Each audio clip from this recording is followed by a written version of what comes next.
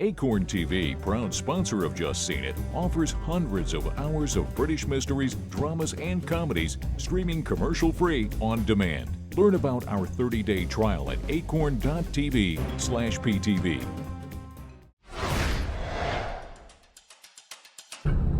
Katniss and Peeta are adjusting to life after their win at the Hunger Games. You saved us. I know that. But I can't go on acting for the cameras and then just ignoring each other in real life. But the rebellion has made them targets of the Capitol. She's not who they think she is, and she has to be eliminated. I agree, but in the right way, at the right time. As the next games begin, they must fight for their lives and survival of the districts in the Hunger Games, Catching Fire. Hi, I'm Jami. I'm Sasha. I'm Scott. We're here to review Catching Fire, the highly anticipated sequel to The Hunger Games. We've all just seen it. So, Sasha, what'd you think? Ladies first. Ladies first. Well, if I could be a lady, I would want to be Jennifer Lawerence because let's just say it right now, this girl is outstanding. It doesn't matter if she's covered in blue body paint, if she's brandishing a bow and arrow and being like the nouveau Joan of Arc, or if she's a manic housewife who's grieving her husband. She is so perfect, so great. I haven't read any of the books, so when I'm going into this, I don't really have expectations. I've never read a single word Suzanne Collins has written. However, when you have Michael Arndt, who did Little Miss Sunshine, and you have Simon Beaufoy, who wrote my favorite Danny Boyle movie on Slumdog, and 127 Hours, they did some great stuff together. I know that I have high expectations. You two have a very simple task. I never meant for anyone to get killed. He has to know that. What are you talking about? Who has to know what? Snow, he came to see me. He's worried about rebellion in the districts. He thinks that they don't believe our love story. You know, Katniss, you should have told me that before I went out there and tried to give these people their money. I'm sorry, I didn't know what to do. I agree, Jennifer Lawerence radiates on the screen. I think she was born to play Katniss. She's perfect in the role. I really did enjoy the first movie a lot. I thought it was a solid film. I love Gary Ross, so for me... And I think he did a great job of sort of doing a hybrid of Harry Potter meets Battle Royale.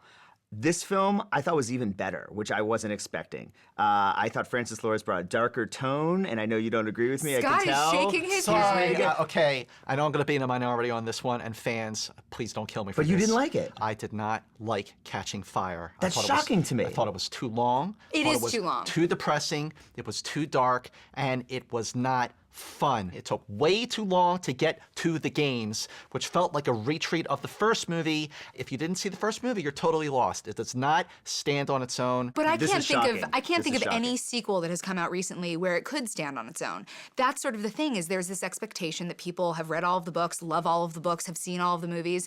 If you think about most of the movies where there's a second one or a third one, they all have this sense of, you already know this, we don't need to pander to you, but it is too long. I definitely agree, but that's Dark Knight phenomenon. Well, everything has to be 2.5 hours I don't think it was this too year. long. I actually never looked at my watch. I thought it was almost maybe too short. Too short? You want a 3-hour movie? I really enjoyed it. I thought it was better than the first one. I do agree that they took a little too long to get to the games. I would have liked more of a conclusion to the games themselves, but I know that we're setting up for other films, and I get that. The ending was my one frustration because it's so blatantly a setup. But that's the books. I mean, you can't blame the movie for that. Let's talk about this love love triangle? or lack thereof. Yeah. Let's say they're trying to go for the Twilight effect with Bella, Edward, and Jacob, which, you know, I didn't care for those movies either, but fans went crazy for the love triangle. You haven't hurt people, Katniss. You've given them an opportunity.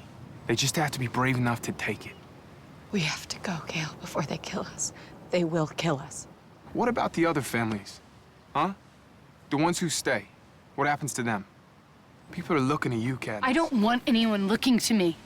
Liam Hemsworth as Gale is in the movie for what, 10 minutes? No, and he spends less, and he gets whipped like what is this, 12 Years a Slave? I mean, it's very, very hard to watch. It's depressing. It's violent. I mean, who was this movie for? But Peeta and Katniss have no real chemistry. No, he's the weak link. I will say perhaps. Hutcherson's the weak link of the love triangle, but I think Jennifer Lawerence makes it work.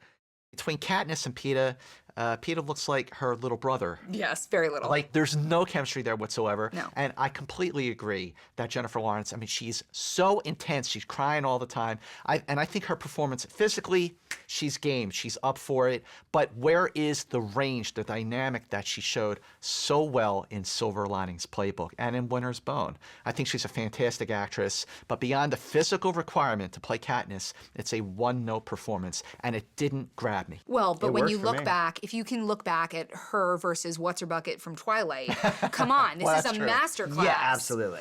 But still, the movie didn't grab me. I was looking at my watch, and I'm like, I'm not getting this. I'm shocked. I'm shocked by this because I never looked at my watch. I was in the whole story. I mean, I think this is, you talked about superior sequels. I think this is a superior sequel. I felt excited to see the next two. Yeah. I actually felt like, oh, this is exactly the way I expected it to end, and I'm excited now. I'm primed for 2 more. The Hunger Games: Catching Fire is an excellent sequel that carries the flame lit from the first film and ignites it into a better movie than its predecessor. I say, see it. Catching Fire should have been a superior sequel, but the odds are not in its favor. Skip it. Thanks to impeccable casting and a confident new director, Catching Fire wins over audiences, even those who don't know what a Mockingjay is. I say, see it. Well, we have 2 tickets here, which adds up to a stream it for The Hunger Games: Catching Fire. Sorry to bring you down. I know you loved it, but I did not. I have a cold. It is very hard to get my brain motivated today. It's sludgy with snot. Acorn TV, proud sponsor of Just Seen It, offers hundreds of hours of British mysteries, dramas, and comedies streaming commercial-free on demand. Learn about our 30-day trial at acorn.tv/PTV.